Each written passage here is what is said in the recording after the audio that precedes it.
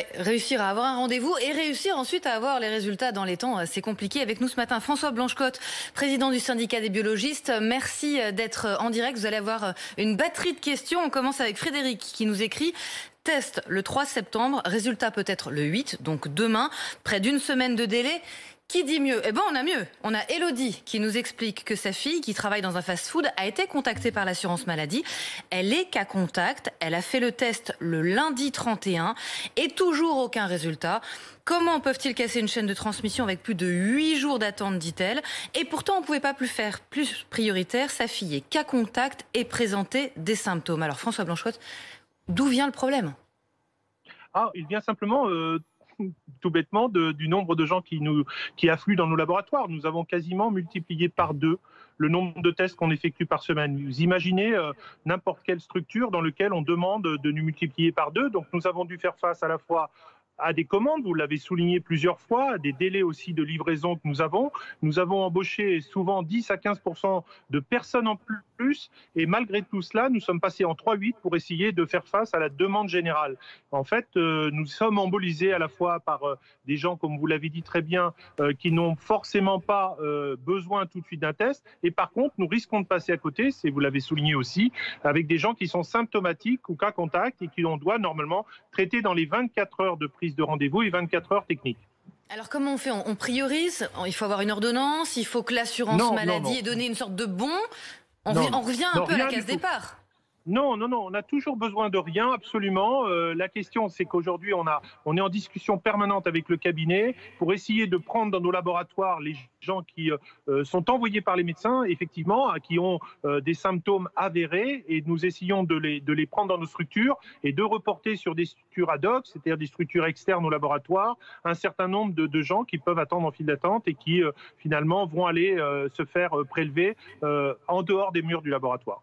Alors justement, est-ce que ça fonctionne quand c'est en dehors? On a Alexandre qui nous écrit: je suis toujours en attente de mes résultats de test PCR fait dimanche soir le 30 août en revenant d'une zone rouge dont le test est obligatoire à l'arrivée à Charles de Gaulle. C'est fou. Normalement, on est censé recevoir le résultat en 72 heures. On en est loin. Ça peut poser de réels problèmes de cas positifs qui ensuite vont avoir des cas contacts. Et puis il nous dit: ce sont des laboratoires qui se font payer par l'État et qui ne jouent pas le jeu. Alors ces sites dans les aéroports, est-ce que vraiment ça fonctionne?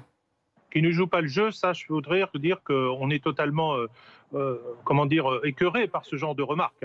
Parce que franchement, s'il y a bien des personnels qui se sont investis depuis 6 mois et qui ont consacré du temps et tout ça, et nous avons le privé en tout cas une grande part de prise en charge de ces tests. Je vous rappelle qu'on fait presque 85% des tests en France sont faits dans le privé, et je vous promets qu'on ne ménage pas nos efforts. Vraiment, ce genre de critique, c'est très gentil, c'est des tests gratuits pour les Français. Il ne faut pas commencer à dire que nous travaillons pour rien ou que nous travaillons pour quelque chose, et dans des objectifs comme ça, c'est tout à fait inadmissible. Je vous dis, on a une période d'adaptation, et le ministre l'a souligné il y a quelques jours, de 15 jours, 3 semaines, où avec la rentrée, avec tous les gens qui sont revenus, nous sommes effectivement débordés et que nous essayons de réguler cette offre. Et ça, c'est la notion de priorisation qu'on a demandé au cabinet, qui l'a fait il y a 8 jours, en envoyant par les ARS à tous les biologistes un ordre de prise en charge prioritaire. Et je suis d'accord avec vous, il faut prendre les gens symptomatiques, il faut prendre les gens qui ont été en contact avec des gens avérés positifs. Pour tout ce qui est les vols et tout, alors là, je vous prie de croire qu'aujourd'hui, de toute façon, nous n'avons pas la capacité aujourd'hui de répondre en 72 heures pour un confort de vol, et ça, c'est impossible pour nous. Donc il faut vraiment s'orienter le maximum, et nous ouvrons le maximum, je vous croire, de centres ambulatoires pour essayer de prendre le maximum de Français. Aujourd'hui, il y a une adaptabilité qui nous manque au niveau des machines qui arrivent. Plein sont à commande pour arriver à doubler quasiment la capacité de la France. C'est-à-dire des automates qui vont remplacer les bras qui manquent? Oui, les bras, on les a au niveau des préleveurs. C'est plus un problème de bras. Nous avons embauché quasiment 10 à 15% de gens en plus dans nos sociétés. Donc, c'est pas une question de bras, c'est une question aussi de technologie. Nous mettons au point des technologies. On a une réflexion très importante avec le ministre et le cabinet du ministre pour voir de quelle manière, toujours cette fameuse test aux réponses salivaires. Le cabinet nous a dit qu'on a une réponse assez rapidement. On essaye aussi de s'orienter vers des tests rapides. Certaines grandes sociétés peuvent faire des tests à partir du prélèvement nasopharyngé en moins de temps qu'aujourd'hui.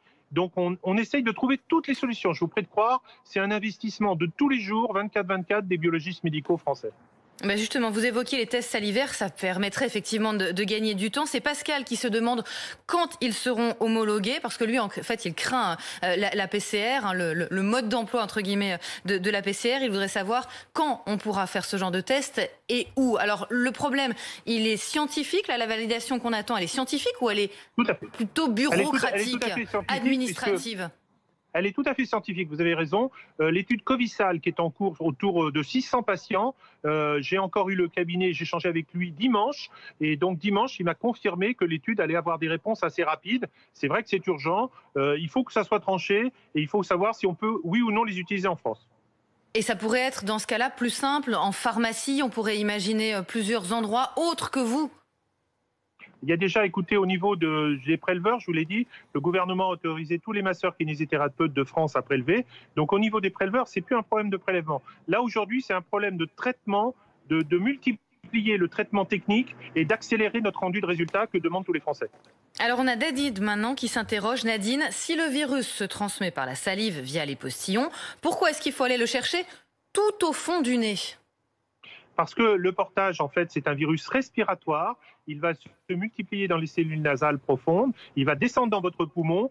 Et effectivement, accessoirement, on va le retrouver dans la salive. Mais le principe, c'est qu'aujourd'hui, le virus se multiplie dans les cellules nasopharyngées. Alors maintenant, on a beaucoup de questions aussi sur la fiabilité des tests. Pamela qui fait référence à ce lot de tests défectueux en Suède qui a entraîné des milliers de faux positifs. Est-ce que ça pourrait aussi arriver chez nous? Et à quel point les tests sont-ils fiables? Alors les tests sont fiables parce qu'on les qualifie. Vous savez que la France a choisi une accréditation européenne et mondiale. Nous sommes le seul pays qui est accrédité en Europe et pour qui elle est obligatoire. Et nous devons qualifier tous les tests que nous recevons. D'où cette notion aussi de temps. Quand vous recevez une machine, que vous recevez de nouveaux réactifs, il faut les contrôler, les valider. Et ça ne se fait pas en 5 minutes. Et en général, il faut 5-6 jours, le temps qu'on accepte les résultats qui sont donnés par cette machine.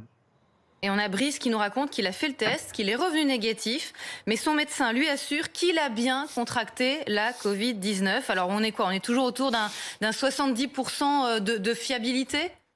Non, non, non. Vous avez une scène de crime, vous trouvez de l'ADN, l'ADN prouve que la personne était là, le criminel était là. C'est pareil exactement pour nous.